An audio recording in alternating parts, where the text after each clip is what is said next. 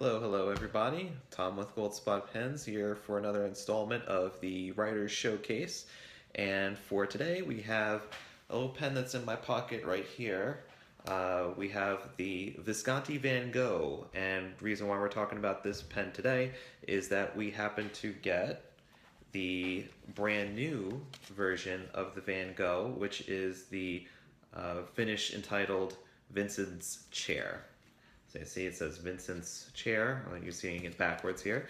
But we are looking at, well, I brought this up because this is my Van Gogh in portrait blue that I have had for at least the last 5 years, I would say. So this is a pen I do really use on a very frequent occasion.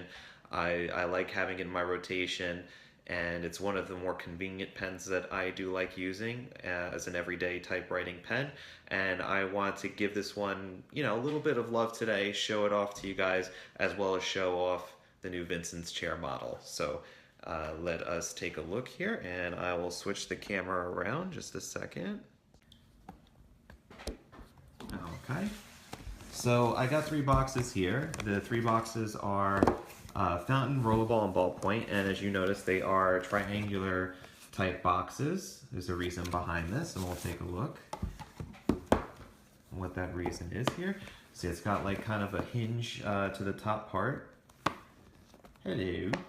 So you could pop this open here, and you have a nice little picture of Vincent's Chair, which is a painting by Vincent van Gogh. And you can see this is a, you can see that the reason why they put the piece of artwork here is because there's a connection between the color palette that they used in the work of art and in the actual pen itself. So it creates that symbolic connection to show we just didn't come up with these colors from anywhere. These are colors that come from the Van Gogh painting. So about the colors particularly, which yes, see, okay, white balancing caught up here. So the colors on this range from like a light lime green to a sunny yellow with streaks, as you can see here, streaks of like a maybe like an olive or like even black, I would say, somewhere right around here. You see like a nice little spot of black. And what I actually did today was I brought my trusty Ala clip, which allows me to go into macro mode here. I'm just twisting off the cap. I want to get this part off here. Fumbling around today. So I've got in macro mode, we could look real up close at this finish here. Figure this was worth it to take this out for something that looks that has such a detailed finish. And you could see, even though you saw like kind of on the larger scale the swirls have a very intricate sort of look to them, where you could see very, very finely that these streaks have a very tight detail to them, almost as if they were painted on by a brush. And that's the effect that Visconti was going for with these Van Gogh pens. You see even up here, it has a very delightful little swirl that's up here, like almost layers. So you see like several layers of like white swirl on top of that yellow. Then you see like the darker patterns in here, and I apologize that my the way I'm seeing it through my camera here is that the colors are changing, ever-changing temperature from warmer colors to cooler ones. So the one little detail I just noticed was that the clip, instead of having the Visconti logo blacked out like it is here, this is my portrait blue. And this was like I said, an edition that was about 5 years old or so, and this is a newer one that we just got today, and they seem to have gone away with the black enameling for the logo and put the frosted white enamel, I suppose you could say white or silver enamel, that's on here, and it's on both sides. So you see the cap band here has Vincent's Chair, and on the portrait blue it also has the name of the finish, portrait blue. And on the back has the Van Gogh labeling. It has like a nice little knurled texture to the cap band here. Oh, just look at that. That is just so cool. Seeing that, seeing the kind of like the effect of the patterning that happens here. And this is really only something that you would notice as like the owner of the pen, that this, you know, these types of little details here. So so we're looking at the fountain pen version. So the Van Gogh has a magnetic cap, which I find very convenient, very useful, neat. You know, just it's fidget worthy because it just kind of sucks right in once you get it to that point. And the clip is also very nice too because it's a very sturdy clip. And when you want to clip it onto something, you don't have to worry about pulling it too far because it's spring loaded. So it closes very nice, has a nice like sharp snap to it. The cap, like I said, you know, it doesn't magnetically post on the back end, but it posts very securely on the back end. It has a good length to it, not too bad. When I write with it posted. That's how I prefer writing with it. It's very comfortable that way. The only bugaboo that a lot of people don't care for is the metallic grip. The front section's all metal, it's all polished metal. It doesn't flare out towards the end. It just really has like this little bump that it leads before the nib comes out here. So if you have sweaty hands, or if you tend to, you know, perspire a lot in your hands or in your fingertips, then your fingers are going to end up sliding towards the front, which is, you know, or just losing your grip constantly. So that tends to be a deal breaker for some people. Not for me so much, but it's a very enjoyable pen, and we'll get to writing with it. Oh, and I should mention too, the fountain pen is a cartridge converter system. So if I open up here, unscrew the barrel, there's the standard international type K5 converter.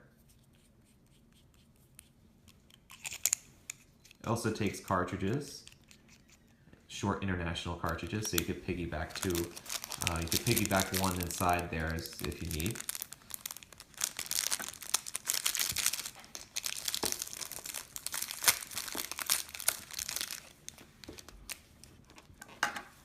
Alright, so let's move on here. How's it going, Karen? I see Karen just jumped on here. Karen likes posting and commenting on our stuff here. And she's also a member of the New Jersey the Garden State Pen Club that we haven't met in quite some time, and I apologize, we haven't really gotten around to coming up with a meeting, but you know, it's been very, very busy around here with all the stuff that we have working with all of our site improvements and things that are going on in the background. So something I really wish we could do in the future, just when time allows. But Karen's awesome. She loves her fountain pens, that's for sure. This one, however, is a ballpoint, and I mean, if you've been watching the video so far, you've seen that the fountain pen looked completely different than the ballpoint does. So I just shouldn't have put it away, but I'll take it back out again just to show as a point of comparison. These finishes can range extremely widely in their appearance. So when you look at a picture of one, that might not be the color scheme that you might be receiving. So if you see with this one here, you have the ballpoint has a lot more green in it, a lot more green, a lot more black as well. So you see a lot more streaking, a lot more color variance in this one. There's hardly any of that sunny yellow or that like kind of like that, you know, peach type of tone that's over here. This is very, very dark. But that's you know, that's kind of like your standard calling card for this collection, is that it does lend itself to that variation because the resins that they use and they create for it are just very wide ranging in that aspect. So this piece can look very dark. This piece could be light. Just to talk about the ballpoint really quick. The ballpoint's a twist action.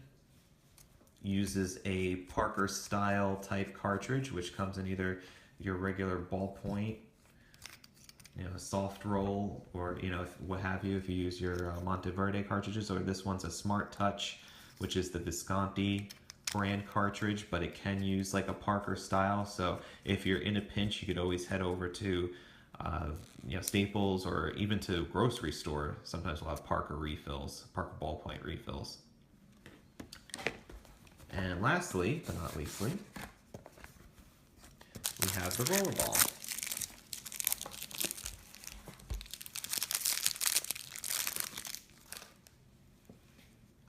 So as you can see with the Rollerball, we have a wide array of colors in this guy too. Almost as it looks as if the cap is kind of mismated from the bottom of the barrel here. So you can see that the marbling on this is very, very dark in the barrel. Very, very dark, but has a lot of different details with it. And we could even take a closer look here using the macro lens clip. So there's just so many lovely little details that show up when you really take a close look at it.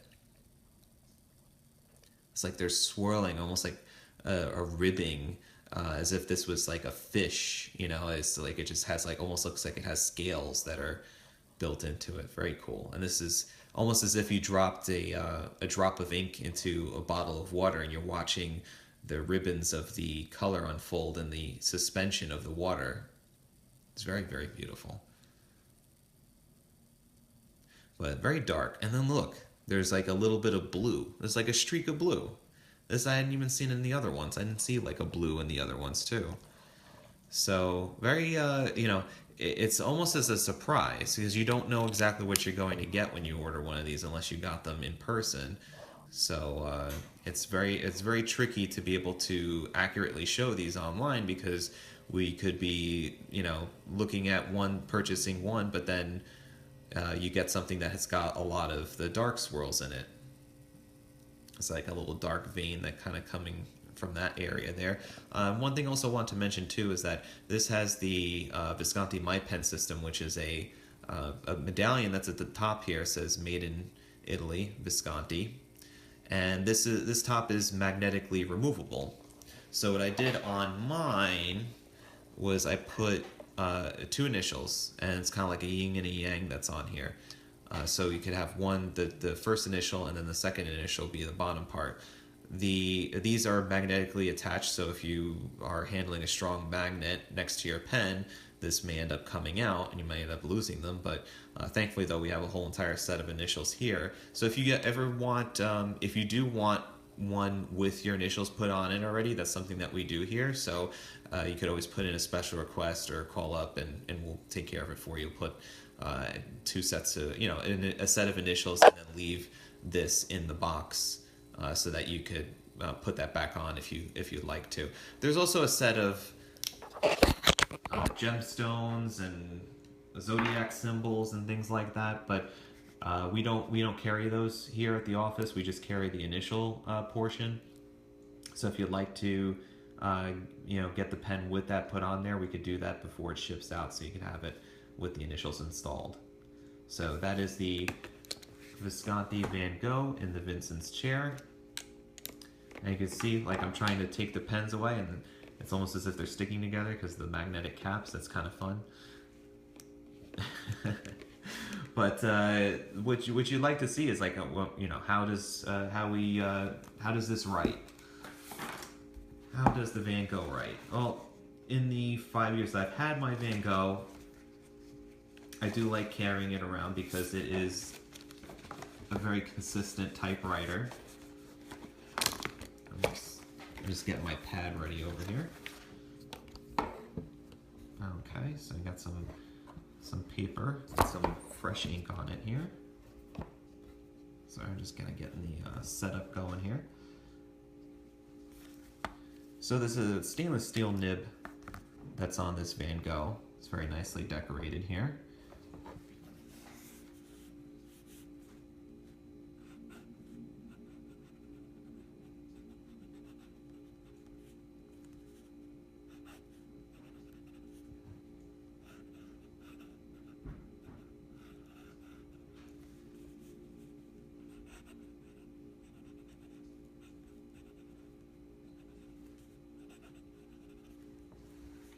and this is a fine point.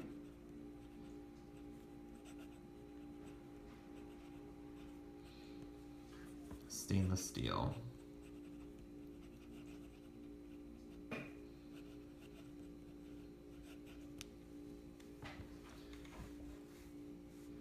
Karen, no. Visconti's don't all have metal grips. Some of them do. The Van Goghs all do. So Van Goghs have a metal grip.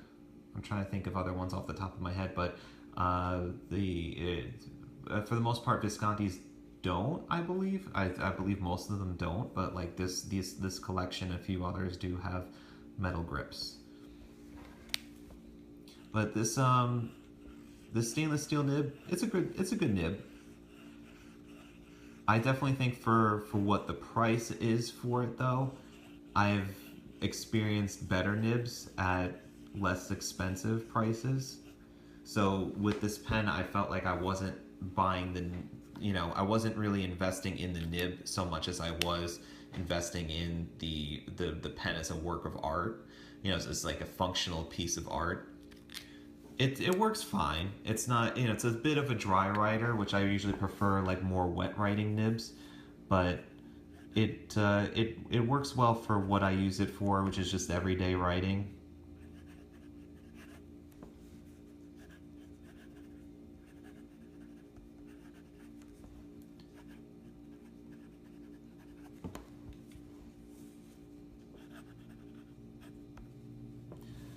So just just scribbling and just doing some stuff here.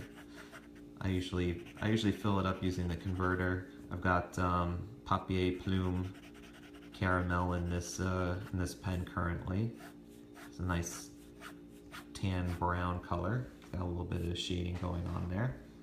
This is a Rhodia 80 GSM plain paper on this paper tablet. I never really tried flexing it out so much. Doesn't really give you any line variation. It's a very stiff nib. It's smooth, but like I said, not one of the best nibs that I've used that's a stainless steel nib.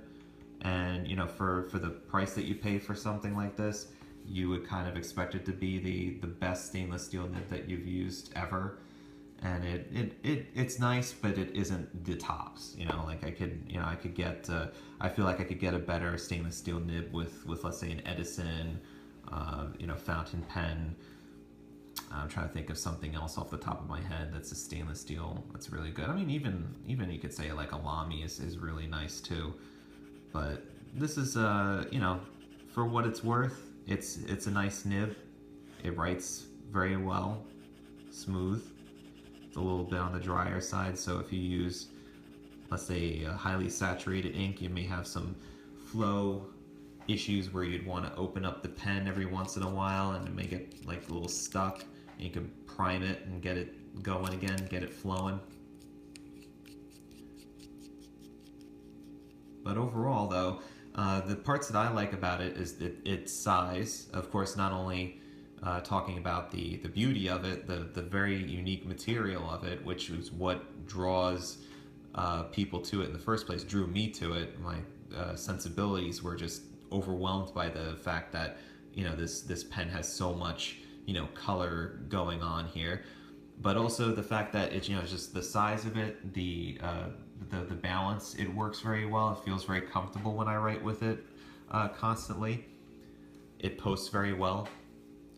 The cap being magnetic is a nice fidgeting sort of thing, and the magnetic cap works really well. I mean, over the last 5 years, I have not noticed any weakening of the magnetic cap.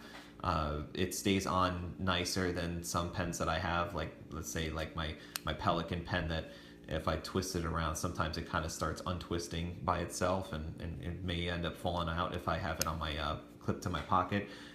This pocket clip is amazing too. It's very strong. I use it like this all the time, where I pick it up and I slide it into my shirt pocket. It really has not gotten any weaker since I've started using this pen. And like I said, the stainless steel nib performs admirably. For what you pay for it, which is was like $279, I believe it is. It's it's on the pricier end. You could easily get a 14K or sometimes an 18K nib on another different brand pen for that much. But with considering the cool finishes that comes in, the fact that uh, you know the material is beautiful. The facets also add some of that beauty to it because the light is able to bounce off of the, I think it's 18 sided facet, which also makes it easier for me to take pictures of it too, because instead of it being completely round, it won't necessarily roll away on me. If I decide to kind of like set it up for a shot, I could leave it that way and it's not gonna just decide to spontaneously roll. So that kind of helps to it. My Elmas does the same thing too. Since it's got faceted sides, it allows me to kind of like leave it. Well, now with the cap on, it's not going to let me leave it. It's just going to fall over to the side. But let's say if I want to have it uncapped, it's going to kind of use the facets to balance itself and so stay there for a nice little Instagram photo. Which is, these things are something you have to take into account these days, especially if I take a lot of pictures of pens on Instagram. So, I need to be able to do things easily when it comes to setting up shots for pens. If you guys have any burning questions that you'd like to ask about the Van Gogh, either in the portrait blue, which I have, or the new Vincent's chair model. If you have any questions about them or have any comments about the writer showcase or have any ideas for future ones, feel free to send me a message at tom@goldspot.com. And we'll have some new goodies next week because I have a couple of things I know are definitely coming next week, and I'm really excited to share those. So we'll have those a little bit later. And hope you guys have a great weekend and enjoy your day. Thanks.